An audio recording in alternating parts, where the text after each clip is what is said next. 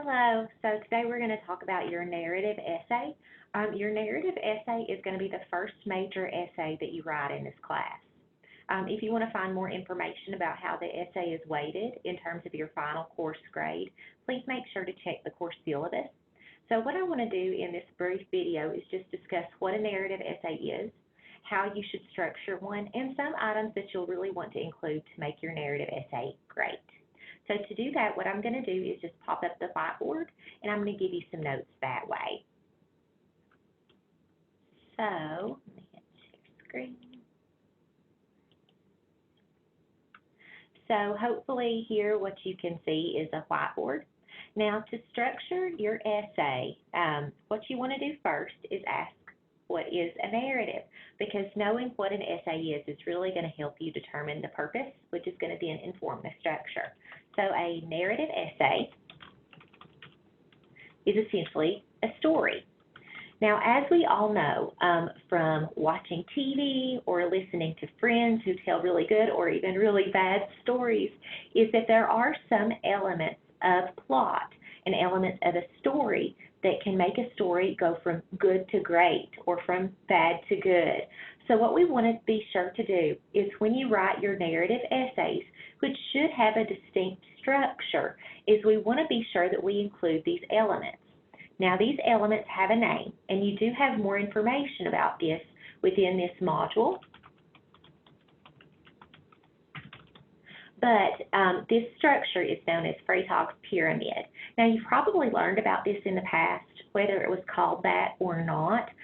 Sometimes it's just called elements of plot or a plot pyramid or something like that. So this may be a bit of a refresher for you. But what you want to do before you start writing your essay is think about how the events that you're going to write about in your narrative can fall into this structure. Now, just as a heads up before you begin writing, and you may have already viewed the narrative essay assignment sheet within this module, but your narrative is going to ask you to write about an event that has had a significant impact on your life. So you may already have something in mind. If that's the case, what you'll want to be doing is, as I talk about this, think about how your event could fit into this. If you don't have one, kind of use this to inform your decision as far as what topic you might want to choose. Now, what I'm going to do here is just draw this out. The pyramid looks something like this.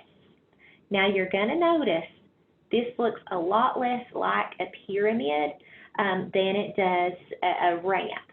And the reason for this is that this middle part right here is the climax of the essay, or the climax of the narrative. And we'll talk about that a little bit more in a bit, but it was originally thought that that came more toward the middle of the story, but what we found through researching effective plot is that that's actually more toward the end. So you'll see that it's less like, again, a pyramid than a ramp because of the fact that when we want to create more suspense. We don't want to give our topic away or the climactic turning point away too soon, or else we might lose our audience. So that's why it's shaped the way that it is, even though it's called a pyramid. So to go over the elements of this, and again, this may be a bit of a refresher to some of you guys, what you have at the very beginning here is what's called your exposition. So your exposition is also called a basic situation. And what you do in your exposition is you set up your setting, establish characters. You essentially orient your audience to who and what it is that you're talking about. Now, what I caution people against is telling too much. So instead of just saying something like, the year was 1987, what you can do instead is say something like, I distinctly remember sitting on the orange shag carpet while watching the newest episode of ALF. So in doing that, and I'm going to jot this down a little bit lower, you want to show rather than tell. And you want to do this throughout your essay, but I like to mention it at the beginning because if you do include those really strong, descriptive, showing elements at the beginning, it's going to hook your readers much more effectively, because we're much more drawn into something like, when I walked into my grandmother's house, the rich scent of chocolate chip cookies wafted through the air. That's a lot more interesting than I went to my grandmother's house every day after school. So that's why we want to use those details to show. And when you show, what you're doing is establishing the setting. You're establishing your characters. Because in talking about the cookies and my grandmother, I've shown you that I go to my grandmother's house. That's pretty basic. But I might be even showing you what kind of person that she is. So if I do state that she made cookies or had a snack for me every day after school, I'm showing that she's caring. She took care of me. So I don't have to just say she was a caring woman. I can tell what she did that made her caring to kind of round out her character a bit more effectively. Now, the thing to notice is as we go through these elements of plot is that they are that just elements. Don't feel like these 5 elements are each paragraphs in and of themselves. So you don't necessarily just have a paragraph of exposition and then the paragraph of the next element. But what you may have is exposition that runs a paragraph and a half. It may just be a few sentences at the beginning and then kind of come back a little bit in the second paragraph. So the way you introduce your characters and setting isn't absolute. It doesn't necessarily end after paragraph 1. Now, after you do kind of establish your characters and setting, introduce your audience to where we are, who we're dealing with. It can also be where you are at your life in that time, if you show that you're a teenager or 5 years old, whatever the case may be. After we do that, what we get into is what actually makes up the bulk of your narrative, and that is called your rising action. Now, I like to think of a good synonym for rising action as suspense. We tend to think of suspense as just being present in something like a scary movie or a scary story, and that's most definitely true. That's what keeps us on the edge of our seat wondering what's going to happen next. But this type of suspense, it can occur in any type of story. So if you think about the typical romantic comedy, that push and pull you get of, are they going to get together or aren't they? That's your suspense and your rising action. I like to go ahead at this point and kind of start giving you an example of what I wrote about when I wrote my first narrative, so you can kind of see how one of your events may fit into this, and I'll kind of continue with this example throughout. I wrote about my grandmother. So I introduced my grandmother the same way I told you earlier, what it was like to walk into her house in the evenings, what she was like. And then for my rising action, what I needed to do is pick a point to start. So what I really wrote about for my narrative was when my grandmother passed away. Now that's a more serious topic you may want to write about when you got your first vehicle or something like that. But with that, I don't, with that topic, want to at the very beginning say, my grandmother passed away May 30th, 2000. I don't want to say that then. Instead, what I need to do is build into it, and that's what my rising action does. So the purpose of my rising action here is going to be to establish our relationship together, to show the events that led up to her passing away. Because what I want to do is get my audience invested in it so that they do feel kind of what I felt, or I can at least give them a sense of that. So in determining my rising action, my grandmother passed away when I was 15. I could either begin my rising action when I'm 14, or I could begin my rising action when I'm 3 years old, and that would be up to me. So what I'm going to do is I'm going to choose to start mine when I'm a little bit younger, but again, it would be up to you as a writer.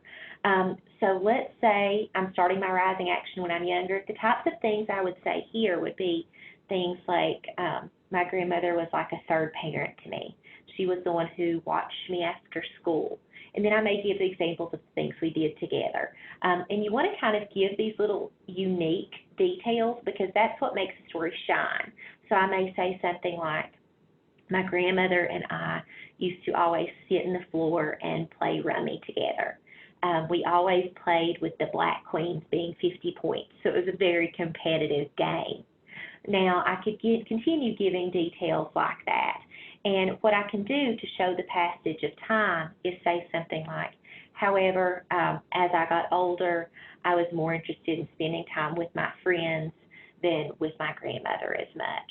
Or I could show the passage of time by saying something like, I noticed that as my grandmother and I would play rummy on the floor, she began to have more and more trouble getting out of the floor.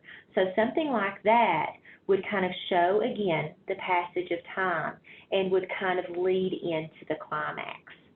Now, what your climax is for this narrative, your climax is going to be the event that you're writing about. So if I'm writing about when my grandmother passed away, the climax here is going to be when she passed away. Now, that's kind of counterintuitive to what some of us would think, because we would think, well, I'm writing about this event, so I need to put it at the beginning. But that's not really what you want to do, because that would really dull your rising action.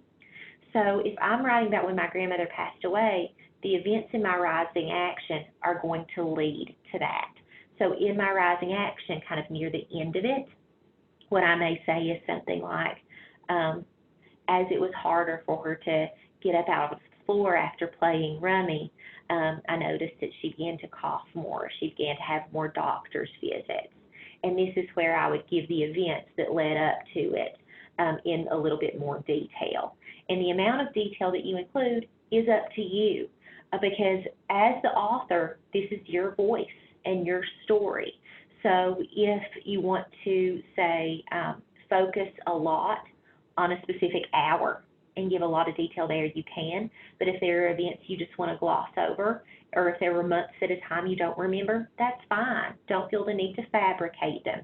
You want to pace it and be true to the memory itself. So the climax, again, is the actual event you're writing about. And the climax is defined as the turning point of a story. So this event is going to be the turning point. And we say that with this essay because if you're writing about something that had a significant impact on the way you think or the way you live, then that is a climactic moment. So that's why we're situating that here in addition to giving that rising action something to lead into. The amount of detail you provide in your climax is up to you. You want to provide enough that it's clear that this is the event that you're writing about. However, you don't have to provide 3-4 paragraphs on it. A paragraph would be plenty here. After the climax, what you'll include is your falling action. Now, what this is essentially just what happened directly after the event. So after my grandmother passed away, for example, she passed away in Indiana. So what I remember most vividly about the after of that is that car ride home. I was a huge Blink-182 fan at the time, and I just remember listening to a specific song. It was Adam's song all the way back, and it was on my CD Walkman, and I just remember, again, sitting back and replay on that over and over. So if that's something that sticks out in my head about the after, I'm going to note that here. But at the same time, if there were things I don't remember as well, like I said earlier, I'm going to be true to that. So I don't remember her funeral as well. I just kind of, I guess, zoned out a little bit. So I would just say I don't remember as much about the funeral. I may say I was numb or something like that, just to state why and explain where my head was. But that's what the falling action does. And your falling action can be quite short. It can just be a few sentences. And the resolution, which is at the very end, what you'll want to do for this essay is tell the impact that the event had on you. So, and that's meant to resolve the conflicts that you may have had, or just kind of let your audience know where you were and why this event was so impactful to you. So for me, I may say that it caused me to not take advantage, or to really be grateful for the time that I had with those around me. But don't feel like your narrative has to be tied up with a pretty bow, because I don't feel like that's life. So if you have an event and it's still just, you don't feel like there's been much of a resolution, you can state that. You know, you can say, this is something I still struggle with, or it's something I'm still kind of going through. That's okay. Now, I know I've used more serious examples here, so just to go back, I've had some amazing essays that are things about things like getting my first vehicle, or I've had a lot about the birth of the first child, or getting a pet, something like that. So you can write about those things. So for that vehicle example, my exposition, I'm going to kind of steal a former student's that was just a really good one. He got his first truck.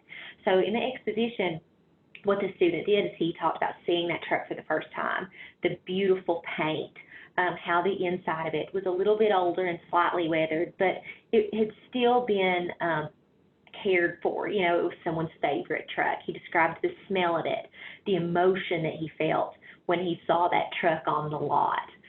In his rising action, what he did was demonstrate the determination he had to get that truck. He talked about all the lawns that he had to mow to earn money for it, and how he would go back and revisit the truck and kind of go back to work with even more determination. The climax is when he got it, sat behind the wheel for the first time, owned it free and clear, and it was his. The falling action was driving off the lot, maybe listening to a particular song or the way the engine revved. And the resolution was him talking about how having to work so hard for something he wanted really changed the way he viewed tasks and work in general. The birth of a first child can be an excellent one, like I said. So if you wrote that one, your exposition could be finding out someone's pregnant. It could be months before. It could be in the weeks leading up to it. So you can situate that wherever you need, but the climax would be that birth. And then the resolution, of course, is the impact it had on you, and the action are the events in between. Now, with any of these, as I alluded to earlier, you want to be sure to show rather than tell. And when you do that, you want to be sure, and I'm going to clear this, you want to be sure to use what are called sensory details. And those are details that relate to the senses. So if you have a detail, say, that relates to the sense of smell, that would be like the warm, sweet scent of chocolate cookies. A detail that relates to touch would be if you're writing about a football playoff game, the way that football felt. Or if I'm writing about my grandmother, you know, my sensory detail could be the way her papery skin felt in my hand. Including sensory details throughout your essay is going to make it so much more vivid, and it's really going to make your narrative have a much stronger impact. So make sure you do have those throughout. You'll notice on the narrative essay rubric there is a spot for those sensory details, so I will be looking for those in your essays. Now, what you can also do in your essays, you can also include dialogue. Now, dialogue is not required. Sensory details are, but dialogue is not.